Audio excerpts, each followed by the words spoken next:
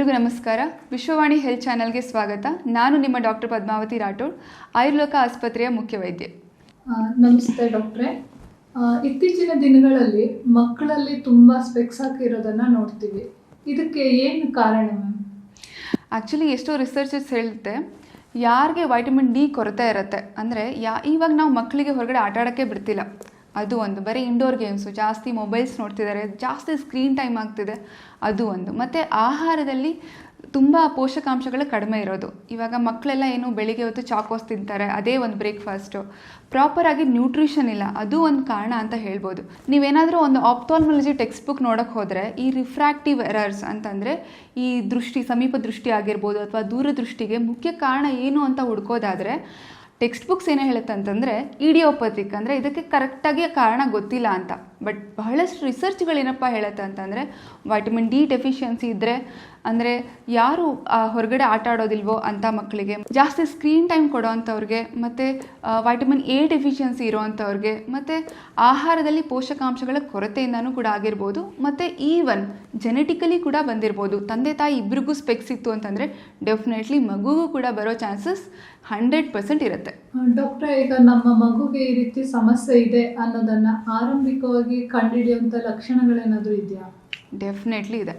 So first usually ಸಣ್ಣ ಮಕ್ಕಳಲ್ಲಿ 90% ಕಾಣಿಸೋವಂಥದ್ದು myopia ಅಂತಂದರೆ ಸಮೀಪ ದೃಷ್ಟಿ. ಅವರಿಗೆ ಹತ್ತಿರದಷ್ಟೇ ಕಾಣಿಸ್ತಿರುತ್ತೆ, ದೂರದ್ದು ಕಾಣಿಸ್ತಿರೋದಿಲ್ಲ. ಇನ್ನೂ 10% ಕಾಣಿಸೋವಂಥದ್ದು ಹೈಪರ್ ಮೆಟ್ರೋಪಿಯಾ ಅಂತಂದರೆ ಹತ್ತಿರದ್ದು ಕಾಣಿಸುತ್ತಿರಲ್ಲ ಅವ್ರಿಗೆ. ಈವನ್ ದೂರದ್ದು ಸ್ವಲ್ಪ ಕಷ್ಟ ಆಗ್ತಿರ್ಬೋದು, ಬಟ್ ಮುಖ್ಯವಾಗಿ ಅವ್ರಿಗೆ ಹತ್ತಿರದ್ದು ಕಾಣಿಸ್ತಿರೋದಿಲ್ಲ.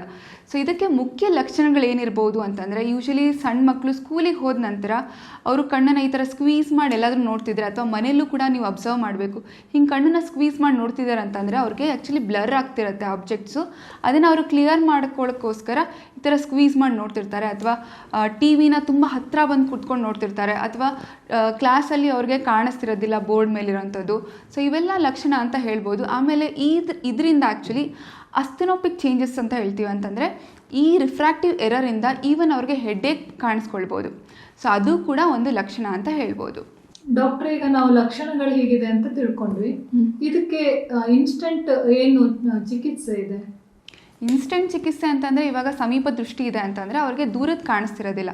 ಸೊ ಆವಾಗ ನಾವು ಕಾನ್ಕೇವ್ ಲೆನ್ಸಸನ್ನು ಕೊಡ್ತಾರೆ, ಅಂತಂದರೆ ದೂರದ್ದು ಕಾಣಿಸೋದಕ್ಕೆ ಸ್ಪೆಕ್ಟಿಕಲ್ಸನ್ನು ಕೊಡ್ತಾರೆ. ಇನ್ಸ್ಟೆಂಟ್ ಅದು. ಬಟ್ ನಿಮಗೆ ನಿಜವಾಗ್ಲೂ ಟ್ರೀಟ್ ಮಾಡ್ಕೊಳ್ಬೇಕು ಅಂತಂದರೆ ಆಯುರ್ವೇದದಲ್ಲಿ ಪಂಚಕರ್ಮ ಚಿಕಿತ್ಸೆ, ಕ್ರಿಯಾಕಲ್ಪ ಚಿಕಿತ್ಸೆ ಅಂತಂದರೆ ಅಂಜನೆಗಳಂತ ಕೆಲವು ಟ್ರೀಟ್ಮೆಂಟ್ಸ್ ಇದೆ. ತರ್ಪಣ ಅಂತ, ಕಣ್ಣಿಗೆ ಇಲ್ಲಿ ನಾವು ಕಟ್ಟೆ ಥರ ಕಟ್ಟಿ ಮೆಡಿಕೇಟೆಡ್ ಘೀನ ಹಾಕಿ ಬ್ಲಿಂಕ್ ಮಾಡೋಕ್ಕೆ ಹೇಳ್ತೀವಿ. ಮತ್ತು ಮುಖ್ಯವಾಗಿ ಐ ಎಕ್ಸಸೈಸಸ್ಸು, ಮತ್ತು ಆಹಾರದಲ್ಲಿ ಕೆಲವೊಂದು ರಸಾಯನ ಚಿಕಿತ್ಸೆ ಕೂಡ ಕೊಡ್ತೀವಿ. ಒಂದು ಸತಿ ಸ್ಪೆಕ್ಟಿಕಲ್ಸ್ ಬಂತು ಅಂತಂದರೆ ಅವ್ರಿಗೆ 21 ವರ್ಷ ಆಗೋವರೆಗೂ ಸ್ಪೆಕ್ಟಿಕಲ್ ಪವರ್ ಜಾಸ್ತಿ ಆಗ್ತಾನೇ ಇರುತ್ತೆ. ಅದನ್ನು ಕೂಡ ಆಯುರ್ವೇದದಿಂದ ನಾವು ಪ್ರಿವೆಂಟ್ ಮಾಡ್ಬೋದು. ಮತ್ತು ಸ್ಪೆಕ್ಟಿಕಲ್ ಪವರ್ ನೀವು ಕಂಪ್ಲೀಟಾಗಿ ರಿಮೂವ್ ಮಾಡೋದಕ್ಕೂ ಕೂಡ ಆಯುರ್ವೇದದಲ್ಲಿ ಬಹಳಷ್ಟು ಟ್ರೀಟ್ಮೆಂಟ್ಸ್ಗಳಿದೆ. ಸೊ ಅದನ್ನು ಫಾಲೋ ಮಾಡೋದ್ರಿಂದನೂ ಕೂಡ ಸ್ಪೆಕ್ಟಿಕಲ್ನ ನಾವು ರಿಮೂವ್ ಮಾಡ್ಬೋದು. ಡಾಕ್ಟ್ರೆ, ಈಗ ನಾವು ಚಿಕಿತ್ಸೆ ಬಗ್ಗೆ ತಿಳ್ಕೊಂಡ್ವಿ. ಈ ಚಿಕಿತ್ಸೆನ ಒಮ್ಮೆ ಪಡ್ಕೊಂಡ್ರೆ ಭವಿಷ್ಯದಲ್ಲಿ ಮತ್ತೆ ಕಣ್ಣಿನ ಸಮಸ್ಯೆ ಅಂದರೆ ದೃಷ್ಟಿದೋಷ ಸಮಸ್ಯೆ ಕಾಣಿಸ್ಕೊಳ್ಳೋ ಚಾನ್ಸಸ್ ಇದೆಯಾ?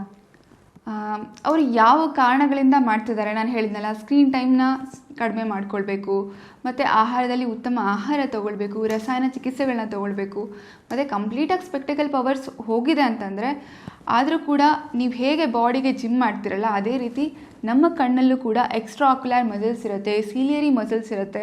ಅವಕ್ಕೂ ಕೂಡ ಸ್ಟ್ರೆಂಥನಿಂಗ್ ಮಾಡೋದಕ್ಕೆ ಭಾಳಷ್ಟು ಐ ಎಕ್ಸಸೈಸಸ್ ಇದೆ. ಅದು ಆಯುರ್ವೇದದಲ್ಲಿ ನಾವು ಹೇಳ್ಕೊಡ್ತೀವಿ. ಅದನ್ನು ಕೂಡ ರೆಗ್ಯುಲರಾಗಿ ಮಾಡ್ತಾ ಹೋಯಿತು ಅಂತಂದರೆ ಲೈಫ್ ಟೈಮ್ ಏನೂ ಅವಶ್ಯಕತೆ ಇರೋದಿಲ್ಲ. ಈ ರೀತಿ ಕಣ್ಣಿನ ಸಮಸ್ಯೆಯಿಂದ ನಮ್ಮ ಮಕ್ಕಳನ್ನು ದೂರ ಇಡಬೇಕು ಅಂತಂದರೆ ಯಾವ ರೀತಿ ಫುಡ್ಡನ್ನು ಕೊಡಬೇಕು ಮಕ್ಕಳಿಗೆ? ಓಕೆ, ಹೆಚ್ಚಾಗಿ ನುಗ್ಗೆ ಸೊಪ್ಪು ಬರುತ್ತಲ್ವ, ನುಗ್ಗೆ ಸೊಪ್ಪನ್ನ ವಾರದಲ್ಲಿ 1 ರಿಂದ 2 ಸತಿ ಕೊಡಿ. ಅದರಲ್ಲಿ ವೈಟಮಿನ್ ಎ ಇಂದ ಹಿಡಿದು ಬಹಳಷ್ಟು ಮೈಕ್ರೋ ನ್ಯೂಟ್ರಿಯೆಂಟ್ಸ್ ಇರುತ್ತೆ. ಆಮೇಲೆ ಬೆಟ್ಟದ ನೆಲ್ಲಿಕಾಯಿ, ಅದನ್ನು ಅಟ್ಲೀಸ್ಟು ಡೈಲಿ ಒಂದೊಂದು ತಿನ್ನೋಕ್ಕಾಗಲಿಲ್ಲ ಅಂತಂದರೂ ಅಟ್ಲೀಸ್ಟ್ ವಾರಕ್ಕೆ 1-2-3 ಸತಿ ಆದರೂ ನೀವು ಬೆಟ್ಟದ ನೆಲ್ಲಿಕಾಯನ್ನು ಕೊಡಿ. ಅದನ್ನು ನಾವು ರಸಾಯನ ಅಂತ ಹೇಳ್ತೀವಿ, ಆಮಲಕ್ಕಿ ರಸಾಯನ ಅಂತ ಸಿಗುತ್ತೆ. ಆಮೇಲೆ ಆಹಾರದಲ್ಲಿ ಹೆಚ್ಚಾಗಿ ಎಲ್ಲ ರೀತಿಯಾದ ಪೋಷಣೆ ಇರಬೇಕು. ಫಾರ್ ಎಕ್ಸಾಂಪಲ್, ಒಂದು ಊಟ ಮಾಡ್ತಿದ್ದೀವಿ ಅಂತಂದರೆ ಸಮತೋಲನ ಆಹಾರ ಇರಬೇಕು. ಸೊ ಒಂದು ತಟ್ಟೆ ಇದೆ ಅಂತಂದರೆ ಅದರಲ್ಲಿ 60% ಕಾರ್ಬೋಹೈಡ್ರೇಟ್ ಇರಬೇಕು, 30% ಪ್ರೋಟೀನ್ ಇರಬೇಕು, ಇನ್ನು 10% ನಿಮಗೆ ಮೈಕ್ರೋ ನ್ಯೂಟ್ರಿಯೆಂಟ್ಸ್ ಇರಬೇಕು. ಸೊ ಇಲ್ಲಿ ನಾವು ವೈಟಮಿನ್ ಎ, ವೈಟಮಿನ್ ಡಿಗೆ ಹೆಚ್ಚಾಗಿ ನಾವು ಹೇಳೋದ್ರಿಂದ ಹಸಿರು ತರಕಾರಿಗಳು, ಹಸಿರು ಸೊಪ್ಪುಗಳು ಮತ್ತು ಹಳದಿ ಕಲರ್ ಇರುವಂತಹ ಫ್ರೂಟ್ಸ್ ಆಗಿರ್ಬೋದು, ವೆಜಿಟೇಬಲ್ಸ್ ಆಗಿರ್ಬೋದು, ಪಲ್ಸಸ್ ಕಾಳುಗಳಾಗಿರ್ಬೋದು, ಅವೆಲ್ಲ ವೈಟಮಿನ್ ಎ ಹೆಚ್ಚಾಗಿರುತ್ತೆ. ಅದನ್ನು ಕೂಡ ಹೆಚ್ಚಾಗಿ ತಗೊಳ್ಳಿ. ಒಮೆಗಾ ಫ್ಯಾಟಿ ಆ್ಯಸಿಡ್ಸ್ ಹೆಚ್ಚಾಗಿ ನಿಮಗೆ ತುಪ್ಪದಲ್ಲಿ ಸಿಗುತ್ತೆ ಮತ್ತು ಫಿಶಸಲ್ಲೆಲ್ಲ ಸಿಗುತ್ತೆ, ಅದನ್ನು ಹೆಚ್ಚಾಗಿ ಕೊಡಿ. ಮತ್ತು ಮುಖ್ಯವಾಗಿ ಹೊರಗಡೆ ಐಟಮ್ಸ್ನ, ಈ ಪ್ಯಾಕ್ಡ್ ಫುಡ್ಸ್ನ ಆದಷ್ಟು ನಿಲ್ ಮಾಡ್ತಾ ಹೋಗಿ. ಈಗ ನಾವು ಮಕ್ಕಳಲ್ಲಿ ಈ ರೀತಿ ಸಮಸ್ಯೆಗೆ ಏನು ಪರಿಹಾರ ಅನ್ನೋದನ್ನ ನೋಡಿದ್ವಿ. ಇದೇ ಪರಿಹಾರವನ್ನ ವೃದ್ಧಾಪ್ಯದಲ್ಲಿ ಕಾಣುವಂಥ ಸಮಸ್ಯೆಗೆ, ಕಣ್ಣಿನ ದೋಷಕ್ಕೆ ಆ್ಯಕ್ಚುಲಿ ನಾನು ರಿಫ್ರಾಕ್ಟಿವ್ ಎರರ್ ಅಂತ ಹೇಳಿದ್ನಲ್ಲ, ಈಗ ಸಣ್ಣ ಮಕ್ಕಳಿದ್ದರೆ ಅವರಿಗೆ ಹೈಪರ್ಮೆಟ್ರೋಪಿ ಅಥವಾ ಮಯೋಪಿಯಾ ಇರುತ್ತೆ. ಒಂದು ಏಜ್ ಆದ ನಂತರ 40 ವರ್ಷ ಆದಮೇಲೆ ನಮಗೆ ಪ್ರೆಸ್ಬಯೋಪಿಯಾ ಅಂತ ಬರುತ್ತೆ. 40 ವರ್ಷ ಆದಮೇಲೆ ಯೂಶಲಿ ಎಲ್ಲರೂ ಹೇಳ್ತಾರೆ ಸೂಜಿ ಪೋಣಿಸೋಕ್ಕಾಗ್ತಿಲ್ಲ, ಅಕ್ಕಿ ನೋಡ್ತಿದ್ದಾಗ ಕ್ಲೀನಾಗಿ ಕಾಣಿಸ್ತಿಲ್ಲ ಅಂತಂದರೆ ಆ ಏಜಿಗೆ that is a physiological changes. ಇನ್ನು ವೃದ್ಧಾಪ್ಯ ಅಂತಂದರೆ 50 ವರ್ಷ ಆದ ನಂತರ ಅಥವಾ 60 ವರ್ಷ ಆದ ನಂತರ ಕ್ಯಾಟ್ರಾಕ್ಟ್ ಬರೋಕ್ಕೆ ಶುರು ಆಗುತ್ತೆ. ಅಂತಂದರೆ ನಮ್ಮ ಕಣ್ಣಲ್ಲಿ ಒಂದು ಲೆನ್ಸ್ ಇರುತ್ತೆ, ಅದು ಹೆಂಗಿರುತ್ತೆ, ಗಾಜಿನ ಥರ ಕ್ಲಿಯರ್ ಆಗಿರುತ್ತೆ. ಬಟ್ ಏಜ್ ಆಗ್ತಾ ಪ್ರೋಟೀನ್ ಡಿನ್ಯಾಚುರೇಷನ್ ಆಗ್ತಾ ಆ ಲೆನ್ಸು ಒಪಾಸಿಟಿ ಬಂದುಬಿಡುತ್ತೆ. ಅಂತಂದರೆ ಅದು ಪೇಪರ್ ಥರ ನಿಮಗೆ ಒಂದು ಪೊರೆ ಥರ ಬರೋಕ್ಕೆ ಶುರು ಆಗಿಬಿಡುತ್ತೆ. ಸೊ ಅಂಥ ಸಮಯದಲ್ಲೂ ಕೂಡ ಆಯುರ್ವೇದದಲ್ಲಿ ಅಂಜನ ಚಿಕಿತ್ಸೆ ಇದೆ. ಸೊ ನೀವು ಅರ್ಲಿ ಸ್ಟೇಜಸ್ಸಲ್ಲೇ ಬಂದರೆ, ಇಮ್ಮೆಚ್ಯೂರ್ ಕ್ಯಾಟ್ರಾಕ್ಟ್ ಸ್ಟೇಜಲ್ಲೇ ಬಂದರೆ, ನಮ್ಮ ಅಂಜನ ಚಿಕಿತ್ಸೆಯಿಂದ ನಾವು ಮುಂದೆ ಬರುವಂಥ ಸರ್ಜರಿನ ಕೂಡ ಪ್ರಿವೆಂಟ್ ಮಾಡ್ಬೋದು. ಡಾಕ್ಟರ್, ಈಗ ಈ ಸಮಸ್ಯೆಗೆ ಮನೆಮದ್ದು ಅಂತ ಏನಾದರೂ ಇದೆಯಾ? ಎಸ್, ಮನೆಮದ್ದು ಅನ್ನೋದಾದರೆ ಡೈಲಿ ನೀವು ಅಟ್ಲೀಸ್ಟ್ ನೀವು ತ್ರಿಫಲಾ ಕಷಾಯದಿಂದ ಐ ವಾಶ್ ಮಾಡೋಕ್ಕಾಗಿಲ್ಲ ಅಂದರೆ, ಆ್ಯಕ್ಚುಲಿ ತ್ರಿಫಲಾ ಕಷಾಯದಿಂದ ರೆಗ್ಯುಲರಾಗಿ ಐ ವಾಶ್ ಮಾಡಿಕೊಂಡ್ರೆ ನಿಮ್ಮ ಐ ಪವರ್ ತುಂಬ ಚೆನ್ನಾಗಿರುತ್ತೆ. ಸ್ಪೆಕ್ಟಿಕಲ್ ಪವರ್ ಕಡಿಮೆ ಮಾಡೋದಕ್ಕೂ ಕೂಡ ಸಹಾಯ ಮಾಡುತ್ತೆ. ಸಿಂಪಲ್ ಐ ಎಕ್ಸಸೈಸ್ ಕೂಡ ಮಾಡೋದ್ರಿಂದ ತುಂಬ ಸಹಾಯ ಆಗುತ್ತೆ. ಅವಾಗವಾಗ ಪಾಮಿಂಗ್ ಮಾಡೋದು ಅಂದರೆ ಎರಡೂ ಕೈಗಳನ್ನು ಈ ಥರ ರಬ್ ಮಾಡಿಬಿಟ್ಟು ಈ ರೀತಿ ನೀವು ಕ್ಲೋಸ್ ಮಾಡೋದು ಕಪ್ ಶೇಪಲ್ಲಿ. ಸೊ ಇದು ನಿಮಗೆ ರೀಯುಟಿಲೈಸೇಷನ್ ಆಗೋಕ್ಕೆ ಸಹಾಯ ಮಾಡುತ್ತೆ ಮತ್ತು ನಿಮ್ಮ ಕಣ್ಣಿಗೆ ರೆಸ್ಟ್ ಕೊಡೋಕ್ಕೆ ಸಹಾಯ ಮಾಡುತ್ತೆ. ಸೊ ಇದು ಒಂದು. ಮತ್ತು ತ್ರಾಟಕ ನೀವೆಲ್ಲರೂ ಕೇಳಿರ್ಬೋದು. ನಿಮ್ಮ ಕೈಯ 1 ಆರ್ಮ್ ಡಿಸ್ಟೆನ್ಸಲ್ಲಿ ಒಂದು ಕ್ಯಾಂಡಲ್ನ ಇಟ್ಬಿಟ್ಟು ಆ ಬೆಳಕನ್ನು ನೋಡುವಂಥದ್ದು.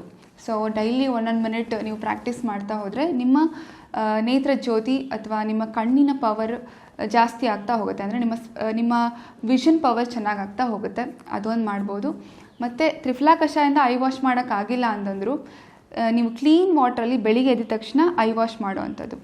ಆಯುರ್ವೇದದಲ್ಲಿ ಒಂದು ಹೇಳಿದ್ದಾರೆ, ಜಲಗಂಡೂಷ ಅಂತಂದರೆ ಬಾಯಲ್ಲಿ ನೀರನ್ನು ತುಂಬ್ಕೊಂಡ್ಬಿಟ್ಟು ತಣ್ಣೀರಿಂದ ಕಣ್ಣನ್ನು ವಾಶ್ ಮಾಡ್ಕೊಳ್ಳೋ ಅಂಥದ್ದು. ಈ ಥರ ಸ್ಪ್ಲ್ಯಾಶ್ ಮಾಡೋದ್ರಿಂದ ಕೂಡ ನಿಮಗೆ ರಿಫ್ರಾಕ್ಟಿವ್ ಎರರ್ ಕಡಿಮೆ ಮಾಡೋದಕ್ಕೂ ಸಹಾಯ ಮಾಡುತ್ತೆ ಮತ್ತು ರಿಫ್ರಾಕ್ಟಿವ್ ಬರ್ದಿರೋ ಹಾಗೆ ನೋಡ್ಕೊಳ್ಳೋದಕ್ಕೂ ಕೂಡ ಸಹಾಯ ಮಾಡುತ್ತೆ. ಡಾಕ್ಟ್ರೆ, ಈ ರೀತಿ ಸಮಸ್ಯೆ ಬಂದಿರೋ ಯಾವುದಾದ್ರೂ ಒಂದು ಪೇಷಂಟು ಸಮಸ್ಯೆ ಗುಣಮುಖವಾಗಿದೆ ಚಿಕಿತ್ಸೆಯಿಂದ? ಡೆಫಿನೆಟ್ಲಿ ಆಗಿದ್ದಾರೆ 1000 ಪೇಷಂಟ್ ಬಂದಿದ್ದಾರೆ.